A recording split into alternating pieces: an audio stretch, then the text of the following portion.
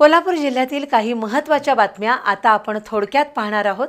त्यासाठी आता पाहूया संक्षिप्त बातम्या अर्थात फास्ट न्यूज।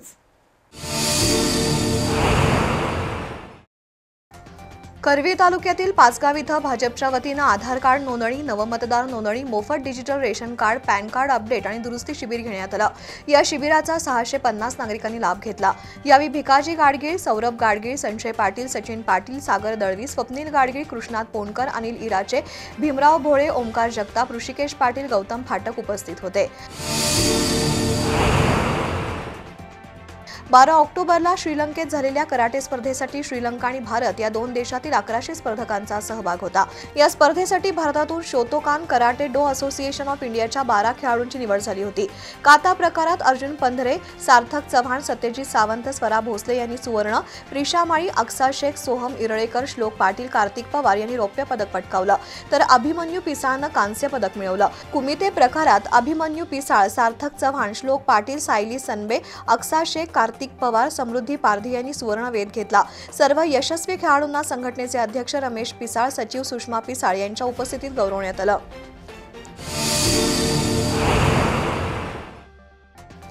कोल्हापूर शहराचं मुख्य प्रवेशद्वार म्हणून ताराराणी चौकाची ओळख आहे। या प्रवेशद्वारावर असणारा करवीर संस्थापिका छत्रपती ताराराणी यांचा पूर्णाकृती अश्वारूढ पुतळा सर्वांचं लक्ष वेधून घेतो। या पुतळा परिसराची स्वच्छता परिपूल नूतनीकरण समिती आणि युथ डेव्हलपमेंट फाउंडेशनच्या वतीनं करण्यात आली। त्यामध्ये फिरोज शेख, रियाज डांगे, निवास भोसले, चंद्रकांत कांडेकरी, राहुल चौधरी, संतोष जाधव, रजा हुक्केरी, अमित साठे, सिद्धेश भोसले यांनी सहभाग घेतला। यंदा महाराणी ताराराणी यांचा 350वा जयंती वर्ष असल्यानं पुतळा परिसराचं सुशोभीकरण आणि नूतनीकरण करावं अशी मागणी समिती सदस्यांनी केली आहे।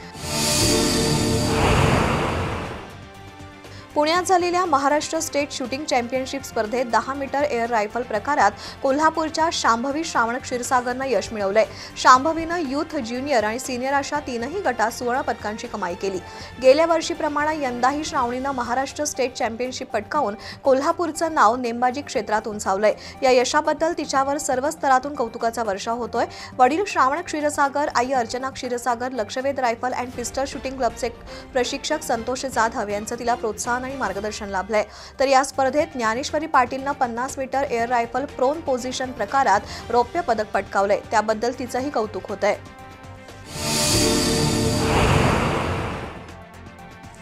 स्वर्गीय अशोकराव पाटील यांच्या जयंतीनिमित्त पाचगाव महादेव मंदिरात आरोग्य शिबिर घेण्यात आलं। अशोकराव पाटील फाउंडेशन आणि भाजपच्या वतीनं आयोजित या आरोग्य शिबिराचा 200 जणांनी लाभ घेतला। यावेळी महेश पाटील, मिलिंद पाटील, संजय पाटील, संभाजी शिंदे, अमोल गवळी, सागर दळवी, स्वप्नील गाडगीळ, अक्षय गाडगीळ, वैभव पाटील यांच्यासह नागरिक उपस्थित होते। शिवसेना सोशल मीडियाच्या वतीनं कोल्हापुरातील एकटी संस्था संचलित बेघर निवारा केंद्रात दीपावली फराळ पॅकेट वाटप करण्यात आलं। या केंद्रातील बेघर पुरुषांना दिवाळीच्या शुभेच्छा देऊन त्यांची दिवाळी गोड केली। दिवाळीचा आनंद समाजातील प्रत्येकापर्यंत पोहोचवण्याचा संकल्प या उपक्रमातून केल्याचं समन्वयक सौरभ कुलकर्णी यांनी सांगितलं। यावेळी जयवंत बर्गे, अमोल नवले, अक्षय घाटगे, युवराज लाटकर, तेजस्विनी घाटगे, धैर्यशील माने उपस्थित होते। इचलकरंजीतील साई प्रसाद ग्रुपचे संस्थापक सुनील महाजन यांच्या मार्गदर्शनाखाली विविध सामाजिक उपक्रम राबवले जातात। या ग्रुपच्या वतीने इचलकरंजीतील दिव्यांग आणि निराधारांना दिवाळी फराळाचं साहित्य वाटप करण्यात आलं। यावेळी सर्वांनी आकाश कंदील लावून सामूहिक दीपोत्सव साजरा केला।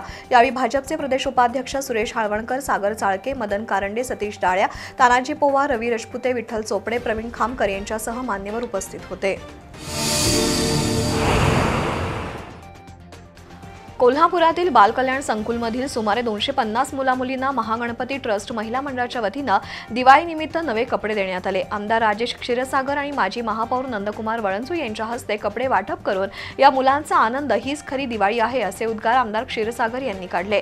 महागणपती ट्रस्टचे अध्यक्ष प्रसाद वळंजू, शिवाजी चौक तरुण मंडळाचे उपाध्यक्ष सुहास भेंडे, सचिव गणेश वळंजू यांनी महागणपती ट्रस्टच्या कार्याची माहिती दिली।